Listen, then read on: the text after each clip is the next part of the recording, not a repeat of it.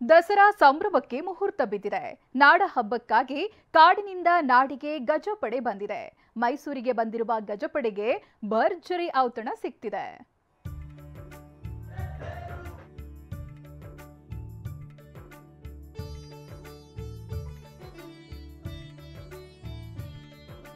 ಮಸ್ತ್ ಮಸ್ತ್ ಮಜ್ಜನ, ಹಸಿರು ಹುಲ್ಲಿನ ಭೋಜನ.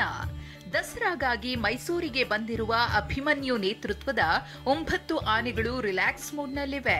ಕಾಡಿನಿಂದ ನಾಡಿನ ವಾತಾವರಣಕ್ಕೆ ಹೊಂದಿಕೊಳ್ತಿವೆ.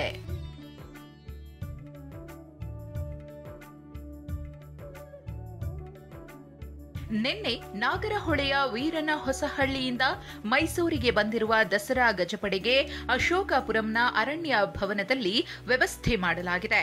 ಕ್ಯಾಪ್ಟನ್ ಅಭಿಮನ್ಯು ಜೊತೆಗೆ ಭೀಮಾ, ಗೋಪಿ, ಧನಂಜಯ, ಕಂಜನ್, ರೋಹಿತ್, ಲಕ್ಷ್ಮಿ, ವರಲಕ್ಷ್ಮಿ ಮತ್ತು ಏಕಲವ್ಯನಿಗೆ ವಿಶೇಷ ಆರೈಕೆ ನೀಡಲಾಗುತ್ತಿದೆ.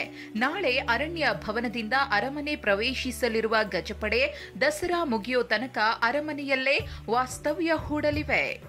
ಮೈಸೂರಿನ ಅರಣ್ಯ ಭವನದಲ್ಲಿದ್ದೇವೆ. ನೀವು ನೋಡ್ತಾ ಇರಬಹುದು, ಅಭಿಮನ್ಯು ನೇತೃತ್ವದಲ್ಲಿ ನಿನ್ನೆ ವೀರನ ಹೊಸಳ್ಳಿ ಕಾಡಿನಿಂದ ನಾಡಿಗೆ ಆಗಮಿಸಿದಂತಹ ಎಲ್ಲ 9 ಆನೆಗಳು, ಮೊದಲನೇ ತಂಡದಲ್ಲಿ 9 ಆನೆಗಳೇನು ಬಂದಿದ್ದು ಅವುಗಳಿಗೆ ಅಶೋಕಪುರಂನಲ್ಲಿ ತಾತ್ಕಾಲಿಕವಾದಂತಹ ವಾಸ್ತವ್ಯಕ್ಕೆ ವ್ಯವಸ್ಥೆಯನ್ನು ಮಾಡಲಾಗಿದೆ. ನಾಳೆ ಬೆಳಗ್ಗೆ ಅರಣ್ಯ ಭವನದಲ್ಲಿ ಗಜಪೂಜೆಯನ್ನು ಮಾಡಲಾಗ್ತದೆ.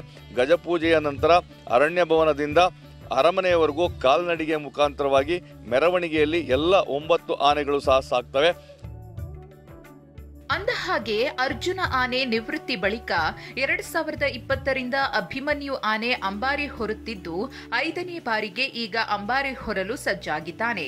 58 ವರ್ಷದ ಅಭಿಮನ್ಯು 2.74 ಮೀಟರ್ ಎತ್ತರವಿದ್ದು ಸುಮಾರು 4700ರಿಂದ 5000 ಕೆಜಿಗೂ ಹೆಚ್ಚಿನ ತೂಕವನ್ನ ಹೊಂದಿದ್ದಾನೆ. ಇನ್ನು ಈ ಬಾರಿ ದಸರಾದಲ್ಲಿ ಏಕಲವ್ಯ ಆನೆ ಹೊಸ ಆಕರ್ಷಣೆಯಾಗಿದೆ. ಚಿಕ್ಕಮಗಳೂರಿನ ಮೂಡಿಗೆರೆಯಲ್ಲಿ ಭಾರೀ ಗದ್ದಲ ಸೃಷ್ಟಿಸಿದ್ದ ಏಕಲವ್ಯ ಈಗ ದಸರಾ ತಂಡಕ್ಕೆ ಸೇರಿದ್ದಾನೆ. 39 ವರ್ಷದ ಏಕಲವ್ಯ 4150 ಕೆಜಿ ತೂಕ ಹೊಂದಿದ್ದಾನೆ.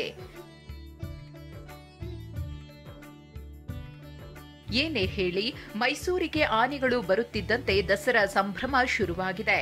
ನಾಳೆಯಿಂದ ಅರಮನೆ ಆವರಣದಲ್ಲಿ ಆನೆಗಳ ಕಲರವ ಆರಂಭವಾಗಲಿದೆ. ರಾಮ್, ಟಿವಿ9 ಮೈಸೂರು.